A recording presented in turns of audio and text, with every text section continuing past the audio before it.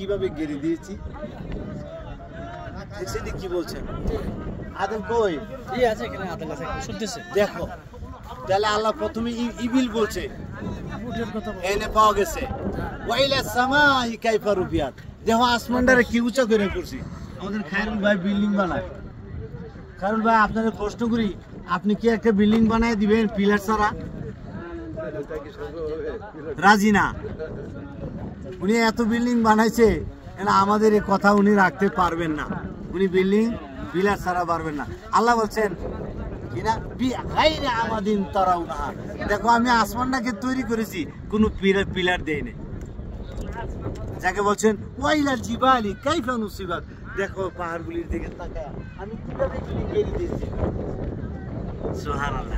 আমরা এমন একটা জায়গায় আসলাম, ইবিলও আছে, সামাও আছে, জিবালও আছে। এক জায়গায় দাঁড়িয়ে আমরা এই কয়টা আয়াতের একত্রীকরণ দেখছি। এই জন্য এগুলো কেন আল্লাহ আমাদের প্রশ্ন করছে? আল্লাহ যে আমাদের বানাইছে, আমরা যেন আল্লাহর কৃতজ্ঞ বান্দা হই, আমরা যেন তার কথা মতো চলি, অবশেষে আমরা আল্লাহ যে ব্যস্ত সাজায় রাখছে সেখানে যে ঢুকতে পারি।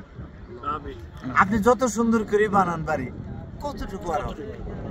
আমার বাড়ি যদি নিরস হয়, কতটুকুই নিরস হবে। কিন্তু আল্লাহ তাআলার বাড়ি, আল্লাহ জান্নাত তৈরি করেছেন।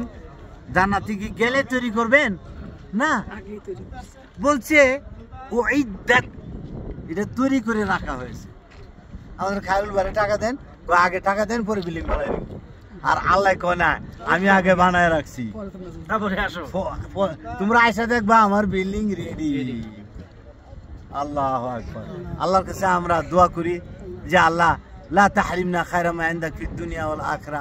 দুনিয়াতে কত খায়ের বরকত আছে, কোনো একটা খায়ের বরকত থেকেও আমাদের বাদ দিও না। বলে না আমিন। আল্লাহ তোমার কাছে আখিরাতে কত খায়ের বরকত আছে, কোন খায়ের বরকত থেকে আল্লাহ তুমি আমাদেরকে বঞ্চিত করো না। বলে না আমিন। আল্লাহু আকবার, আল্লাহু আকবার। আর এই পাহাড়ে আল্লাহ রাসূল সাল্লাল্লাহু আলাইহি ওয়াসাল্লাম দাওয়াত দিতে আসছেন। আমরা ব্যবসা নিয়ে ব্যস্ত, সময় নাই। চাকরি নিয়ে ব্যস্ত, সময় নাই। কৃষি কার্য আছে, ব্যস্ত, সময় নাই। মাস্টারি আছে, কাজ আছে, ব্যস্ত, সময় নাই। কিন্তু রাসূলুল্লাহ সাল্লাল্লাহু আলাইহি ওয়াসাল্লাম ওনার পেশা ছিল ছাগল রাখা, ছোটখাটো ব্যবসা করা। এরপরে সেই মক্কা থেকে এই পাহাড়েও আরোহণ করেছেন।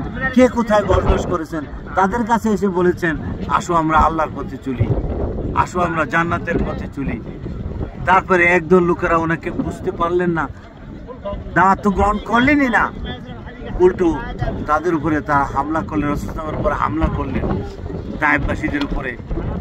তাদের বলা হলো বদদোয়া করা হবে কিনা, বুঝে না আমি তাদের কাছে আরো দাওয়াতের কাজ করব, অথবা তাদের সন্তান সন্ততিদের কাছে দাওয়াতের কাজ করব।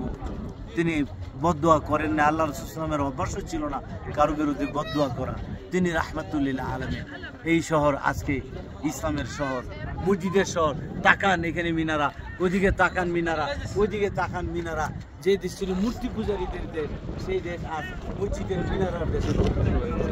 যেই দেশের ভিয়েতনাম থেকে তেঁতুলিয়া, উত্তর থেকে দক্ষিণ, পূর্ব থেকে পশ্চিম পর্যন্ত একটা হিন্দু লোকের বসবাস নাই, একজন মুশরিক নাই, এমন একটি দেশ।